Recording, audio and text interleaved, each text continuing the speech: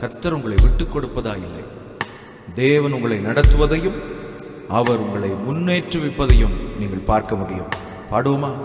திருக்கரம் என்னை தாங்கி கடும் பிரச்சனைகளிலும் முன்னேறி செல்வதற்கு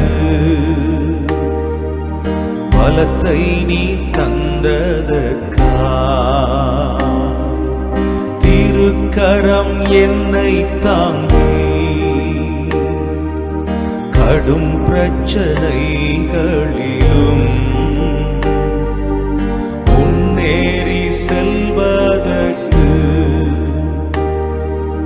பலத்தை நீ தந்ததற்கா